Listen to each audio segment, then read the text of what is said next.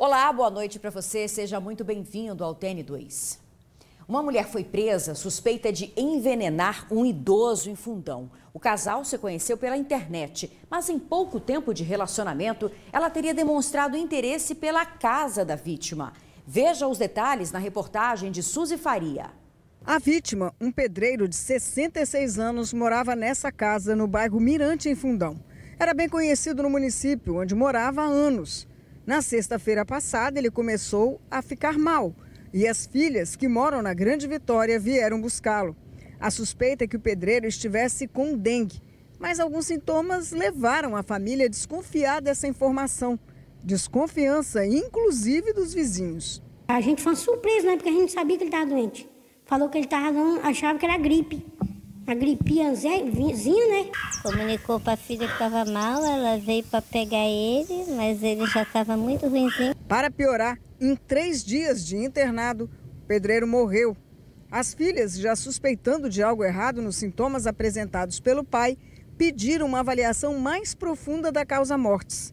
Auxiliadas por um policial civil da DHPP, que também desconfiaram da situação, conseguiram que o corpo do pai fosse analisado no DML.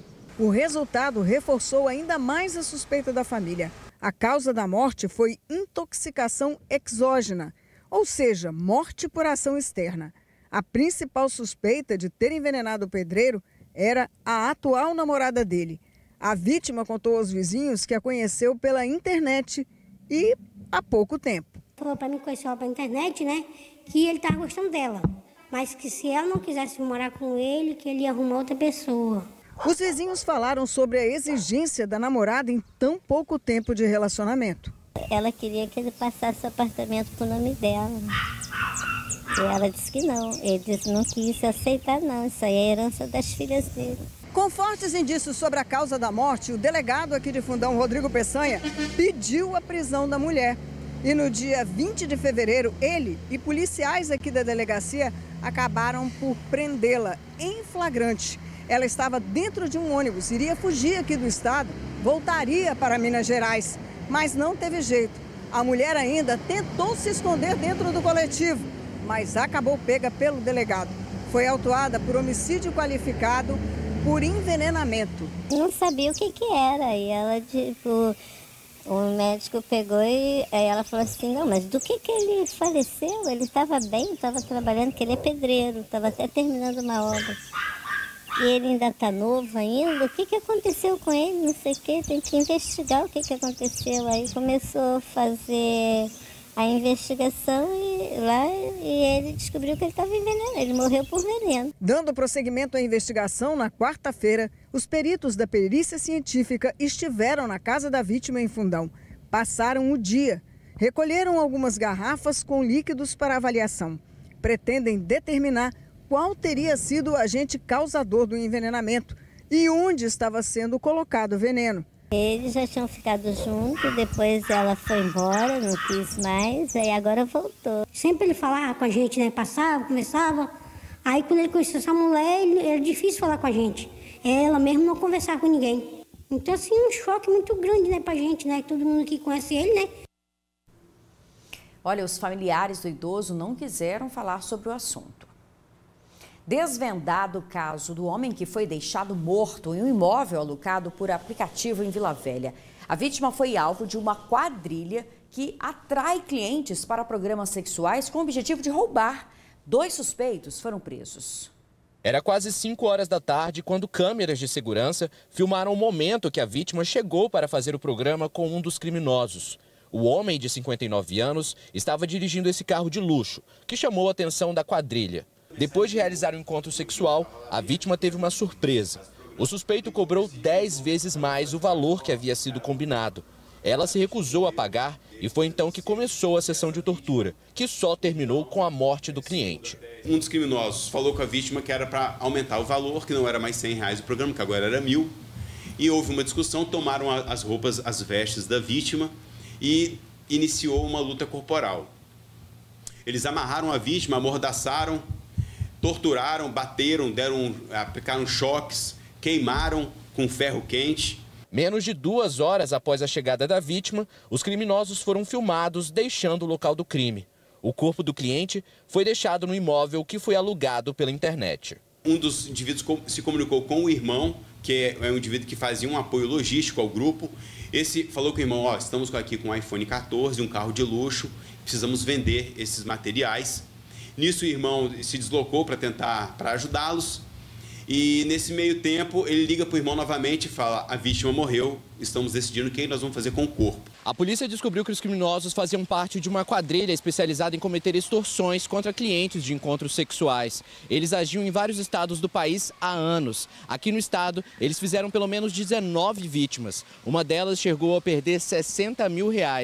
Durante a prisão de parte dos suspeitos, a polícia apreendeu objetos utilizados para torturar as vítimas. Entre eles, uma arma de choque e uma faca.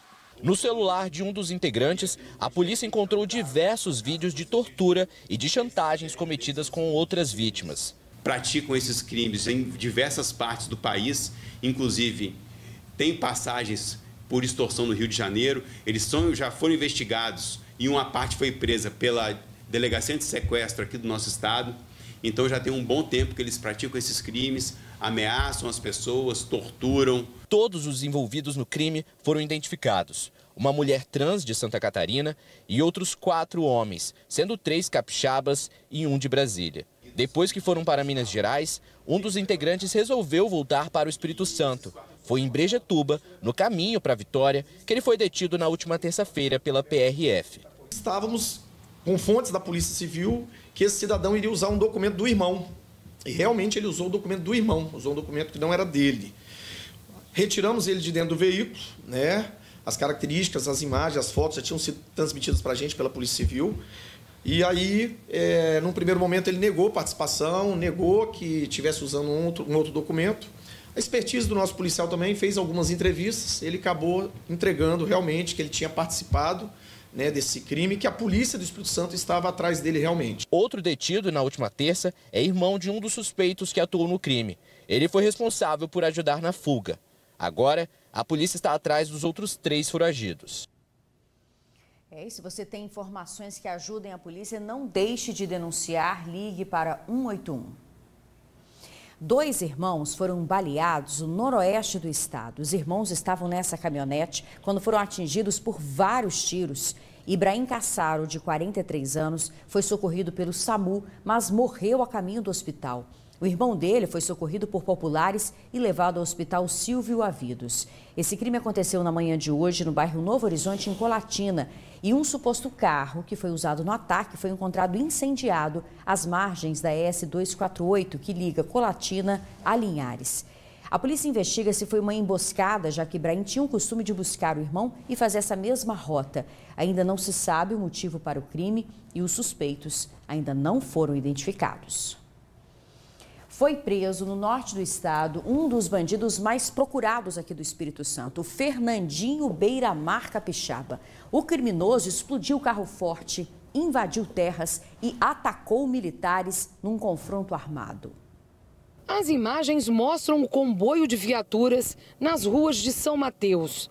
A operação é para prender um dos bandidos mais procurados do Espírito Santo. Fernando Hoffman, também conhecido como Fernandinho Beiramar Capixaba, foi encontrado no sítio do pai dele, na mesma região. Estava com um mandado de prisão em aberto desde 2020, por tentativa de homicídio contra policiais militares. O confronto teria ocorrido após Fernandinho cometer um ataque em um bairro na cidade de Jaguaré. Ele foi ao local, numa região de zona rural, dar ataque a uma quadrilha adversa no comando do tráfico de drogas. Aí a polícia militar foi acionada e ele ofereceu forte resistência, quase vindo a óbito os nossos policiais militares. Fernando Hoffman não ofereceu resistência no momento da prisão. Segundo a polícia, ele tem uma ficha criminal extensa. Vai desde invasão de terras, roubo de madeiras e assaltos à mão armada. Em 2015, ele foi apontado por ter participado da explosão de um carro forte em plena BR-101. Na época, ninguém ficou ferido. Apesar da violência e da explosão, eles não conseguiram levar nenhuma quantia do carro forte. Na época, as investigações apontaram que Fernando Hoffmann teria sido o cabeça que articulou toda a logística do assalto aqui no estado. Ele teve uma participação, segundo os colegas que apuraram na época, conversei até com o delegado ontem, que o apoio dele foi na parte logística, a integrantes fora do estado. A polícia quer saber agora se o Beira-Mar Capixaba tem participação em organizações criminosas de outros estados. No último tempo, a gente percebeu que ele se passava por um falso quilombola, estava invadindo terra e roubando madeira, mas não deixando o tráfico de drogas de lado, mas ele estava mais focado nisso. É um homem que, devido ao seu vasto histórico criminal, ele tem conexões para fora do estado e é o nosso dever de casa agora, alcançar essas pessoas que o apoiam de longe ou de perto. É uma prisão extremamente importante. Fernandinho Beira-Mar Capixaba foi preso hoje numa atuação cooperada das polícias do Norte, Polícia Civil, a Subsecretaria de Inteligência da CESP, a Polícia Penal, trabalhando em conjunto para prender esse indivíduo que praticou inúmeros crimes. E essa operação, ela coroa 3 pilares que nós temos utilizado muito aqui na Secretaria de Segurança Pública. Primeiro, o trabalho cooperado, várias agências trabalhando em conjunto. Segundo, prisões qualificadas sendo realizadas, né? Um bandido importante, um bandido que trazia muito problema, muita violência para a sociedade. E, por fim, investimento em inteligência. Informações de inteligência permitiram essa prisão de hoje. A seguir, vacinas contra a dengue já chegaram ao Espírito Santo. Os detalhes em instantes, não saia daí. TN2 de volta para te contar que já estão aqui no estado as primeiras doses da vacina contra a dengue ofertadas pelo SUS. As mais de 58 mil doses são para vacinar crianças de 10 e 11 anos de idade. Esse público-alvo foi definido pela gravidade da doença. Por enquanto, 23 cidades serão contempladas. As vacinas chegaram às 4 horas da tarde desta quinta-feira na Secretaria Estadual de Saúde em Vitória. São 58.530 doses para crianças de 10 e 11 anos, com e sem comorbidade. O critério foi o número de hospitalizações nessa faixa etária. É muito importante as crianças de 10 e 11 anos receberem a vacina, porque o número de hospitalização nessa faixa etária é muito elevado. Então, garantindo essa proteção para essas crianças, a gente vai estar protegendo elas. A coordenadora do programa de imunizações da CESA também explicou por que somente 23 cidades capixabas foram escolhidas por enquanto. O critério do Ministério da Saúde é baseado em regiões de saúde no Brasil, onde tem municípios acima de 100 mil habitantes, com alta incidência da dengue, e aí os demais municípios dessa região também foram contemplados. E aqui no Espírito Santo, então, a região metropolitana de saúde, ela foi contemplada, esses 23 municípios. Toda a Grande Vitória vai receber as doses. A lista completa de cidades pode ser conferida no site da Secretaria, em saude.es.gov.br. Nesse primeiro momento, a vacina vai ser aplicada em crianças de 10 e 11 anos, mas a previsão é que até o final de 2024, adolescentes de até 14 anos também sejam contemplados. Esse lote garante a primeira dose e a segunda acontece daqui a 3 meses. Para alcançar o público, as vacinas também serão aplicadas nas escolas. Vamos trabalhar com agendamento online, vacinação em escolas e a oferta nas unidades básicas de saúde. A CESA recebe essa vacina hoje, já faz toda a separação e amanhã os municípios da região metropolitana já fazem a retirada. Olha, Vitória já anunciou que começa a vacinação nesse sábado. É necessário fazer um agendamento online. Esse agendamento vai ser aberto amanhã, sexta-feira, ao meio-dia. A capital vai disponibilizar 4.020 doses. Então, anota aí para você o link para você fazer o agendamento, agendamento.vitoria.es.gov.br. Com tantos casos da doença, os médicos alertam: há medicamentos que podem agravar os sintomas da dengue. Por isso, a pessoa não deve se automedicar. Vamos ver na reportagem. Na farmácia onde a Ana trabalha, é grande o número de clientes que se queixam de sintomas da dengue. Ela conta que muitos procuram medicamentos que podem agravar a doença. Pelos sintomas eu percebo que não é gripe e aí pedem o anti-inflamatório. Aí eu recomendo não usar o anti-inflamatório porque os sintomas são parecidos com o da dengue. E geralmente as pessoas têm acatado? Sim, tem sim. Quando eu falo que não é para usar anti-inflamatório, elas não compram. Essa infectologista explica que o uso de anti-inflamatórios pode aumentar o risco de sangramentos. A aspirina e os anti-inflamatórios, aquela categoria de remédios que inclui ibuprofeno, diclofenaco, cetoprofeno, eles são contraindicados em casos de dengue, porque são medicamentos que facilitam a ocorrência de sangramentos, né? Eles diminuem a função da plaqueta e, junto com a dengue, que é uma doença que predispõe a sangramentos, torna o risco muito aumentado de complicações e, às vezes, até um desfecho fatal. Ela explica ainda que o mesmo vale para os corticoides. Mas, de maneira geral, a gente não recomenda que a população se automedique com prednisona. O Espírito Santo vive uma explosão de casos de dengue. Até o dia 10 desse mês, quase 20 mil notificações da doença foram registradas. O aumento no número de casos tem sido 4 vezes maior a cada semana e 2 pessoas já morreram. Não existe antiviral específico contra a dengue, mas analgésicos podem diminuir os sintomas. Ainda assim, se automedicar pode ser uma decisão arriscada, já que a avaliação médica é crucial para definir a gravidade dos sintomas. Não é recomendado de forma alguma uma automedicação em casos de suspeita de dengue. A dengue é uma doença que precisa de muito critério para ser avaliada, né? A gente precisa primeiro classificar em qual grupo o paciente se encontra, de maior risco de complicação, de menor, ver em que contexto o paciente vai ser acompanhado, se vai ser em casa, mantido em observação, internado, ir para UTI. Toda essa avaliação ela tem que ser feita clinicamente por um médico. Nessa onda de casos, a Ana se infectou pela primeira vez esse ano. Passar por essa experiência redobrou os cuidados dela com a dengue. Senti os meus sintomas, que todos sentem. Muita dor de cabeça, febre, dor no corpo, as articulações. Tomei bastante líquido e repouso.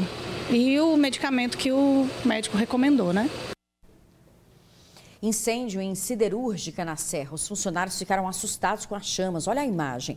Esse princípio de incêndio aconteceu no final da manhã. A empresa afirmou que o fogo atingiu um cabo elétrico na área em que é produzido um produto que é indispensável para a fabricação do aço e que fornece calor para o alto forno da fábrica. O sistema de segurança foi acionado e o incêndio controlado pela equipe interna dos bombeiros.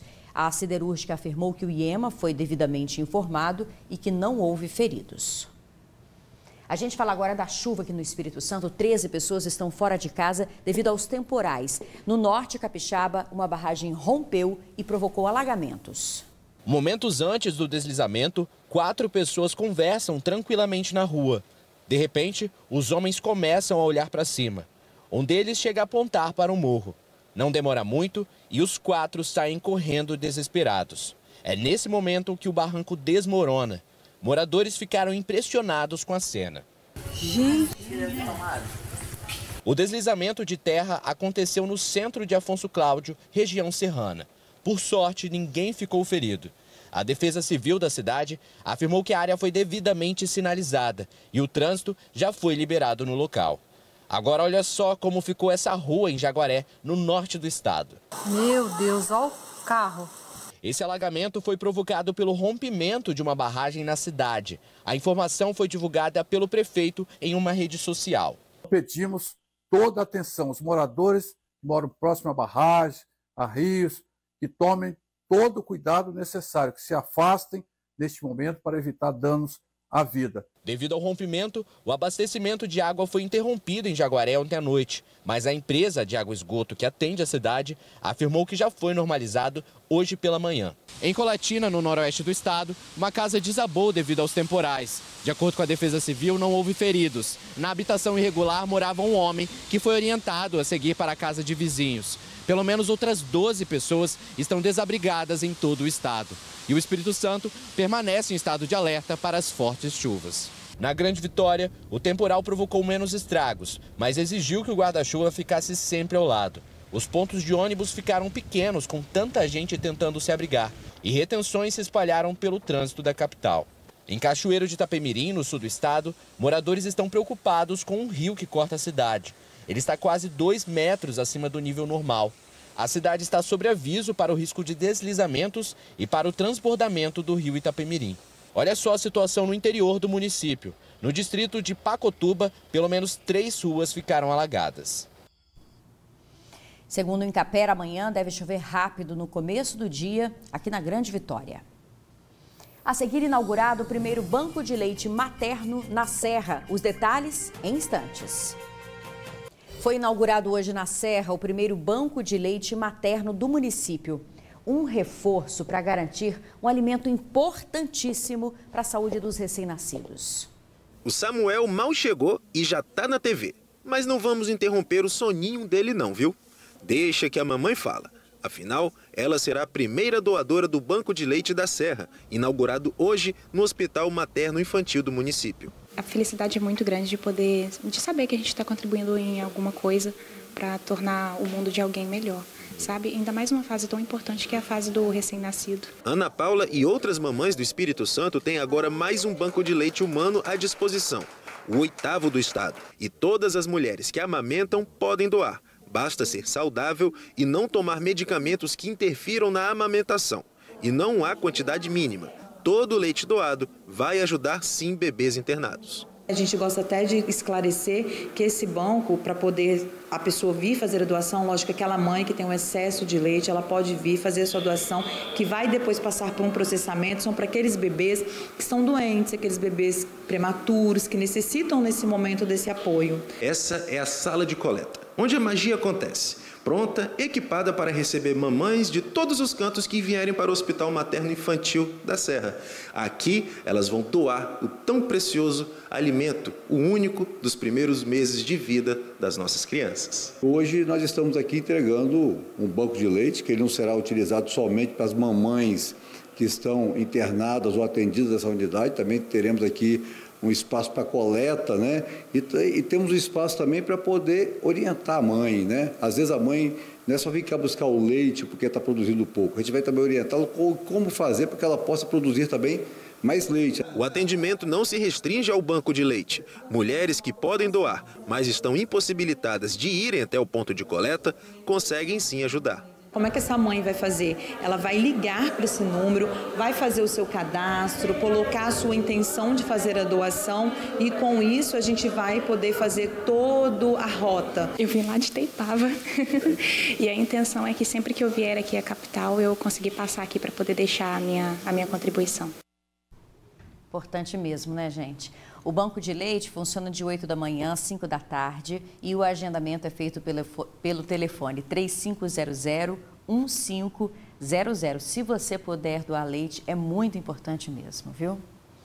O TN2 fica por aqui. Muito obrigada pela sua audiência. Boa noite. Até amanhã.